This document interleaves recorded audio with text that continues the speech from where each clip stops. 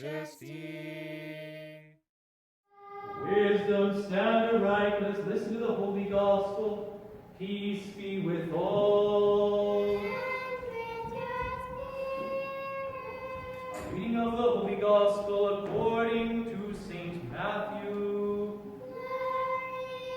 Glory to you, O Lord, glory be to you. Let us be attentive. At that time, as Jesus was walking along the Sea of Galilee, he watched two brothers, Simon known as Peter, and his brother Andrew casting a net into the sea. They were fishermen. He said to them, "Come after me, and I will make you fishers of men." They immediately abandoned their nets and became his followers. He walked along further and caught sight of two other brothers, James, Zebedee's son, and his brother John. They too were in their boat, getting their nets in order with their father Zebedee. He called them, and immediately they abandoned their boat and father to follow him. Jesus toured all of Galilee. He taught in their synagogues, proclaimed the good news of the kingdom, and cured the people of every disease and illness.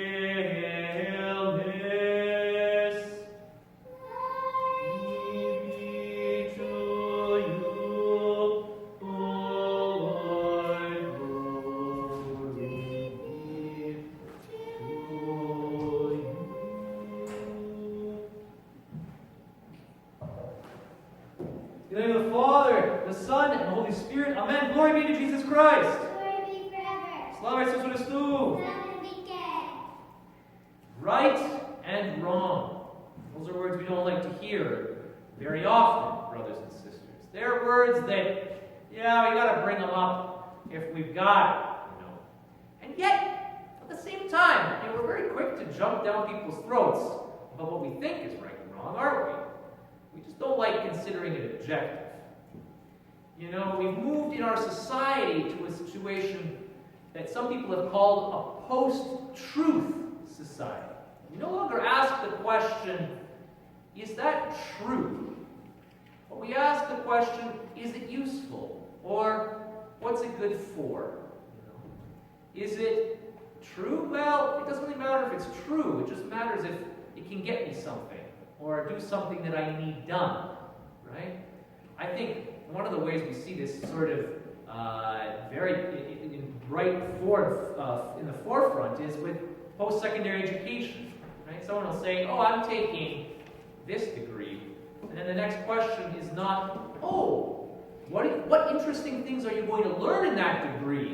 What truths are you going to come to, right? What's the immediate thing we say? What can you do with that? Translation, how is that useful? A very different thing than what in the past education was about, right? Which was about learning for its own sake. Well, brothers and sisters, today, St. Paul is talking about right and wrong.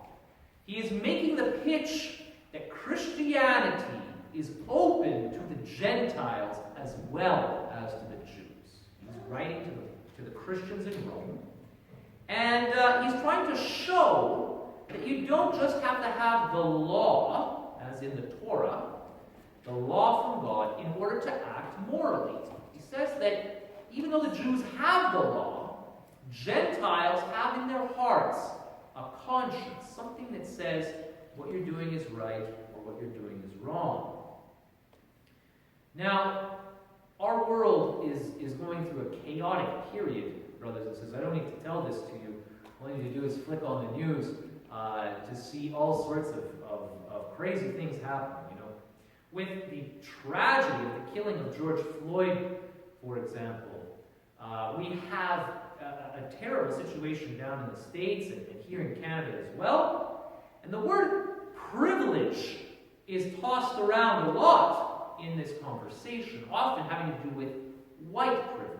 The idea that a certain group of people has opportunities, advantages, whatever the case is, over another group of people.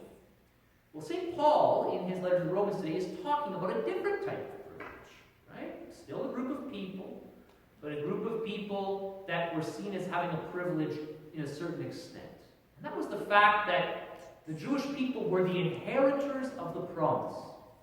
The thing that made the Jewish people special was that God introduced himself to them and called them forward. Israel in the scriptures are called God's firstborn child, firstborn son. And that is essential for their relationship.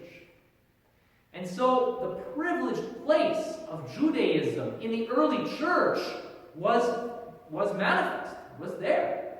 And Paul was saying in regards to this, that the law is beneficial to them. They are the inheritors of the law. They have a better understanding of what is right and what is wrong.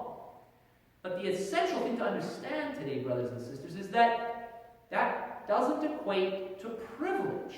Right? It doesn't equate to license. They were actually held to a stricter moral accounting because God had revealed more to them. Right? The famous Spider-Man maxim, with great power comes great responsibility. Or, in biblical language, to those who much have been given, much shall be expected. But the Gentiles aren't off the hook. You see, St. Paul says that there is something in their heart, in their conscience, that allows them to understand what is right and wrong, and they act according to that. Even if there are conflicting things going on, their conscience guides them. They know, deep down inside, that there is a right and there is a wrong. But where does that leave us? Right? Modern-day Christians on the other side of the resurrection. St. Paul is still speaking in Romans to Christians post-resurrection, right?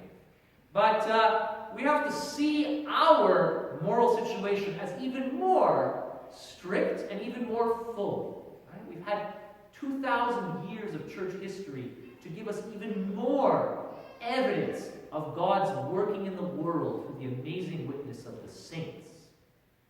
If the Jewish people had Moses' law, we have the new Moses' law, right? If they had the works of Adam, we have the new works of the new Adam and what he has accomplished.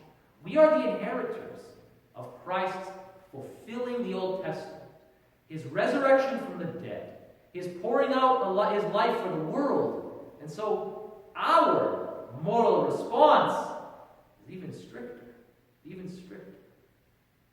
We have to remember that. And so we're always remembering also the second thing that St. Paul says in the epistle today, and that is that God shows no partiality, right? God doesn't play favorites. And yet, this is so important for us today, right? Because although God doesn't play favorites, we sure do. And who is our favorite? Well, us, of course, right? We're constantly playing favorites. And we're that favorite. So we would like to consider morality objective. As in, it's right for me, and it's wrong for me, and if it's right for you, and it's wrong for you. It has to be, if it's right for me, it's right for you, and if it's wrong for you, it's wrong for me too. Because it's an objective morality. And we like that as far as it allows us to point the finger, right? As long as we can say to some people, that's wrong. But we don't like that when we realize that when we point that finger, it can just as easily be pointing at us. And so at that point, we're faced with a choice, right? We can say, oh no, morality is more complicated than that. It might be right for me and wrong for you, or wrong for you and right for me. It's my own morality, and it's your own morality, right? We don't want moral relativism, but we sure don't want to be held to an objective standard. And so we can't have it both ways, right? Morality, objective morality, is a two-edged sword. And in fact, it's only by admitting that we don't make the rules that we can say that someone's breaking them. Because the second we decide that morality is up to us, we can write whatever rules we want, nothing's right and nothing's wrong. because those words don't really make any sense anymore, right? They're meaningless if it's up to us and we can change it on a dime. And so, brothers and sisters, we need to remember that. We need to remember that morality is God's handiwork. He's the one who is the arbiter of what is right and what is wrong. And we are either the obedient servants or the disobedient servants, but we're always the servants. And without that, we don't have anything. We don't have anything to stand on. St. Paul reminds us that we cannot be Christians and be moral relativists. It just doesn't work. Racism and murder are wrong. We know this. We've known this for a very long time. And it's undeniable that there have been horrible atrocities committed in the past along racial lines. That's undeniable. But it is equally undeniable that answering violence with violence through rioting, looting, pillaging, and the resulting deaths which have happened of innocent people in that regard has not brought justice to George Floyd. And it won't end current racial problems or police brutality, whether that be systematic or otherwise. We can't answer a wrong with another wrong if we are to be honest, if we are to be authentic. And so when we reflect on our vocations as Christians in this world, brothers and sisters, right, we need to take seriously the call to respond to the world with truth and love. That's what we are called to do. Speak the truth in love. Now, I've heard it said that perhaps we should respond to this situation by defunding police institutions, right? And maybe there is some merit to that. Maybe there is some merit to, instead of paying the police as much as we do, to put that money into combating, structural problems of addiction, or whatever the case is, in order to sort of help the situation before we have to treat the symptoms through policing. There's merit to that, maybe. I don't know. I don't know.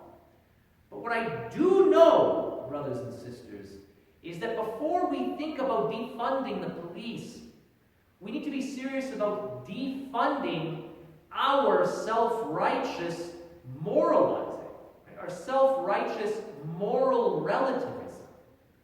Because without that, we won't be able to respond in any way which is either truthful or loving. Both of those things will be cut off if we don't admit, number one, that morality is bigger than you and me.